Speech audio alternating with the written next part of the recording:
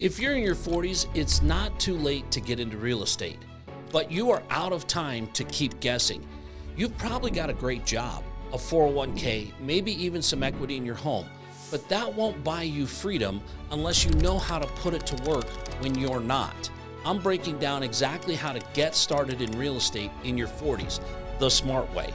No flipping, no gimmicks, just a proven strategy to build real wealth without blowing up your time, your taxes, or your peace of mind.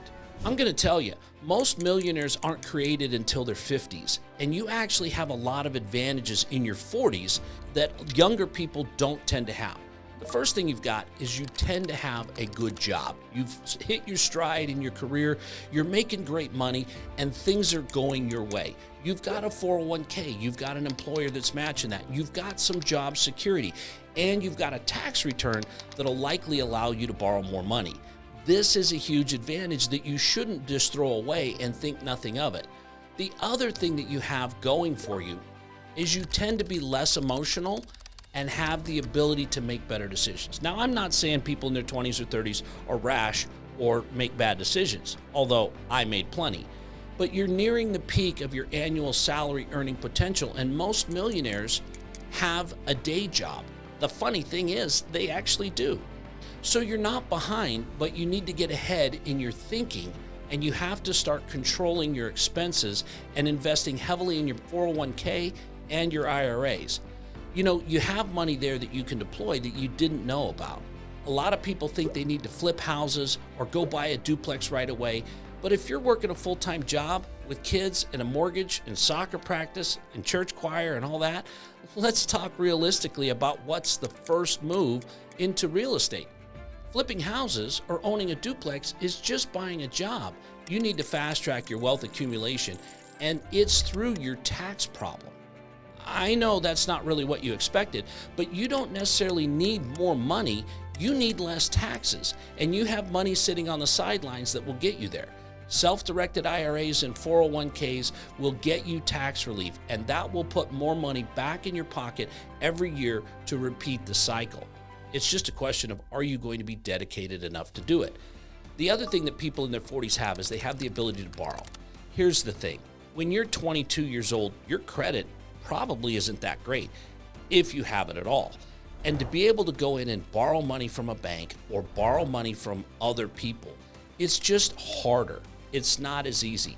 But when you can get the track record and the credibility that usually you've got by the time you're in your 40s, you've got a leg up on most people. And the last thing I'm going to mention about people in their 40s is you've got reputation. Look, here's the thing. If you're getting involved in real estate, you need to understand that it's a team sport. It's not something that you just do on your own.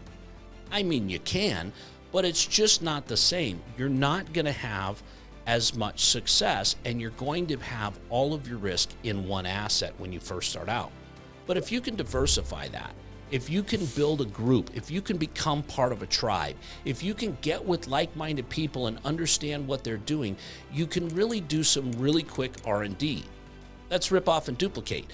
So you can get the ability to elevate your game much, much quicker.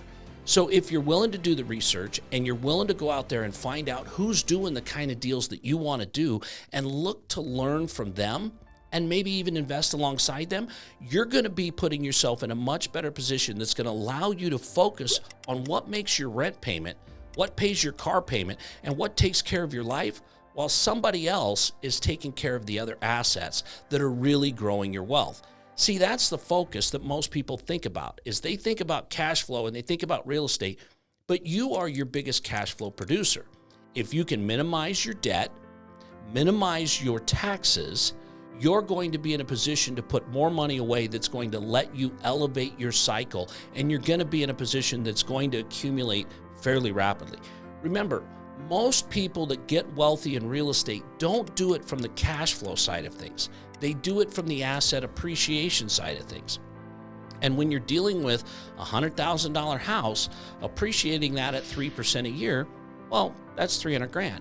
But if you're dealing with $1 million in assets, you're appreciating much, much faster, because 3% is now a lot more money. And if you can continue to scale that up and get into bigger circles and deal with larger asset size, you're going to see that accelerate. So here's what I've learned. The riskiest part of any deal isn't the market or the numbers. It's the questions that you don't ask. It's trying to time the markets. It's trying to find the perfect deal. It's going cheap and finding the most affordable thing you can do. It's letting Uncle Sam take 40, 50, even 60% of your income. That's why I put together a simple guide going over the 7 questions investors should ask before wiring any money into any deal. These are the exact questions my most sophisticated investors ask time and time again before they move a dime.